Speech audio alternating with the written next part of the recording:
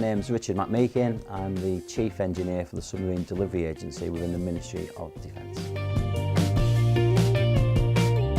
Sector leadership is really important in the nuclear sector because for the first time ever we're going to have 5 different generations in the workplace at the same time, all with different aspirations, all with different wants and aspirations for the future.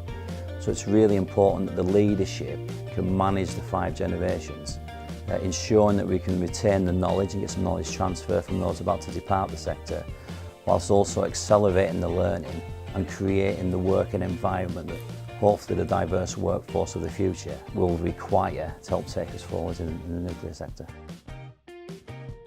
Highly specialist skills are going to be essential for us moving forward in the nuclear sector.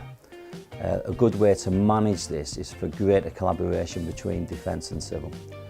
I personally know the high calibre people we have in both defence and civil, and there's opportunities there to exploit that where we can learn and share skills, because these skills are at a premium and we can help each other. Within the Ministry of Defence we have actively placed some of our workers into the civil sector to gain some skills, predominantly around decommissioning. And hopefully they'll come back to be stronger and give a better benefit to the Ministry of Defence.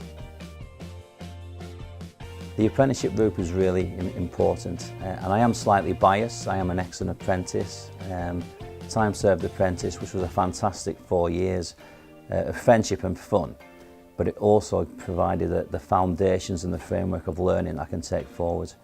The leadership that I've witnessed as I've developed my career is going to be even more important as we go forward.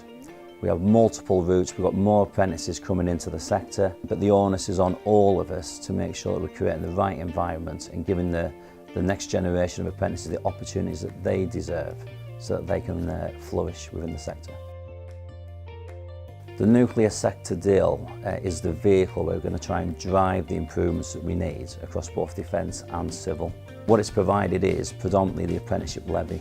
So I would encourage people to tap into that and look at how can you best utilise that financial support to support us in bringing in good high calibre apprentices and supporting their careers, giving them the right training and education to contribute back into the nuclear sector. The nuclear sector is crying out for innovation.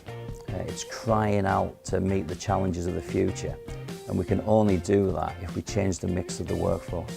It needs to be more diverse, it needs to be more dynamic.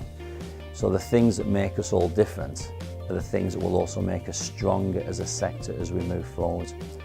The 40% aspiration of females in the nuclear sector is going to be very challenging for 2030.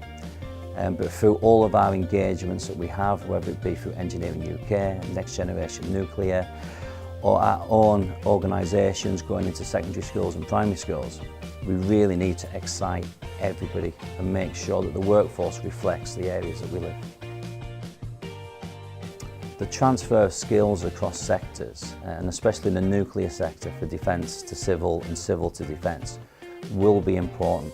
What we can't afford to do when skills are at a premium is to hemorrhage people into other sectors. We need to encourage people to stay within the nuclear family, because we are a family.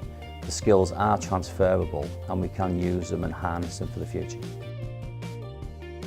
How can we excite the next generation of nuclear is a really good question.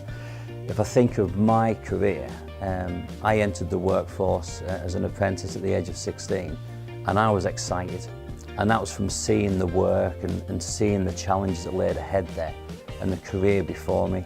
So I think the onus is on all of us to ensure that the future generations are aware of the challenges and the opportunities that this great and fantastic sector can provide.